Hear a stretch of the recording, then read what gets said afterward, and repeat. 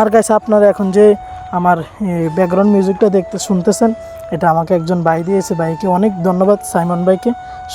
আসসালামু আলাইকুম, ওয়েলকাম। কেমন আছেন সবাই? আশা করি সবাই অনেক অনেক ভালো আছেন। তো আবার আপনাদের সামনে একটা ভিডিও নিয়ে আসলাম। তো অনেক দিন ধরে ভিডিও দিতে পারি না, কারণ মাদ্রাসায় এখন মোবাইল চালানো যায় না। জাস্ট শুক্রবারে মোবাইল চালানোর জন্য দেয়। তো শুক্রবারে দিল, তো শুক্রবারে পজর পরে আমরা চা খাওয়ার জন্য বেরিয়ে গেলাম, যেটা আমাদের প্রত্যেক দিন রুটিন থাকে। ফজর নামাজ পড়ে চা খেতে যাই।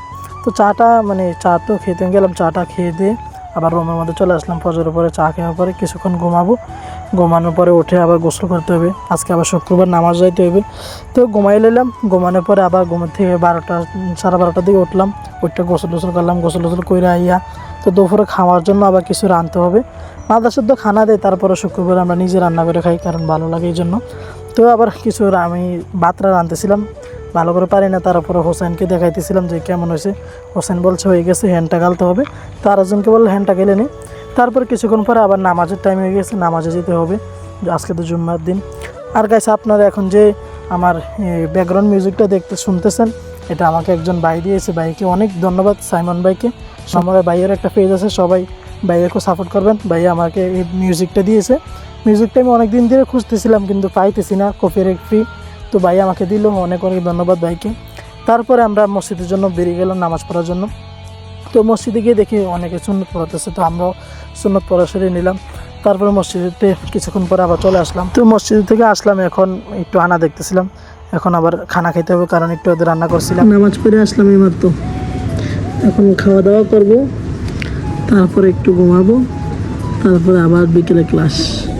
শুক্রবার হলে কি হয়েছে, শুক্রবার তো মাগরিব পরে তো পরাত বসতে হয়, তাই বললাম যে মাগরিব পরে আবার পরাত বসতে হবে। তো এখন খাওয়ার জন্য আমি ভাত বাড়তেছিলাম। আর আজকে সবজি ভালো কিছু না, জাস্ট মুরগার ঠ্যাং আনছিলাম। তো এগুলো রান্না করেছি, মনে করছে যে মুরগার ঠ্যাং খাওয়ার জন্য, কিছু করার নেই, মনে যেটা করছে সেটা খাইতে হইব। তো আরেকজন ভাই লাস্টে দিয়ে আসলো, কামটাম কিছু করে নেই, লাস্টে দিয়ে চলে আসলো। তো এখানে দুপুরে তো খেয়ে দিয়ে নিলাম। রাত্রে আবার রাত্রে আমাদের রুমে কিছু পাকাই নেই, আরেকজন আমাদের পাশের রুম, ওনা আমাদেরকে দাওয়াত দিয়েছে খাওয়ার জন্য। তো দাওয়াত তো আর মিস করানো যায় না, এমনি বললো আমাদের দুলাভাই, দাওয়াত কখনো মিস করা যায় না। তারপরে আমরা দাওয়াত খেতে চলে গেলাম পাশের রুমে। আমরা কিছু রান্না করি নাই। তারপরে তারা কিছু সবজি ছিল দুপুরের, আর আমরা ভাতটা রান্না খাওয়া দাওয়া করলাম। আর এখানে টকও রাঁধছিলাম, হোসাইনে টক দিতেছিল সবাইকে। আর কিছুক্ষণ সবজিটা তারা বাজার থেকে কিনে আনছিল, তারাও রাঁধতে পারে না ভালো করে, যতটুকু পারছে ভাতটা রাঁধছে জাস্ট, আর সবজিটা বাইরের থেকে কিনে আনছে। তো মাশাআল্লাহ তারা দাওয়াত দিল, আমরাও খেয়ে দিয়ে নিলাম। তো আলহামদুলিল্লাহ এখন খানাও শুরু করতে হবে। আর বললাম যে একবারে নিয়ে দুইবার রাত নিতে পারবো না একবারে খেলে।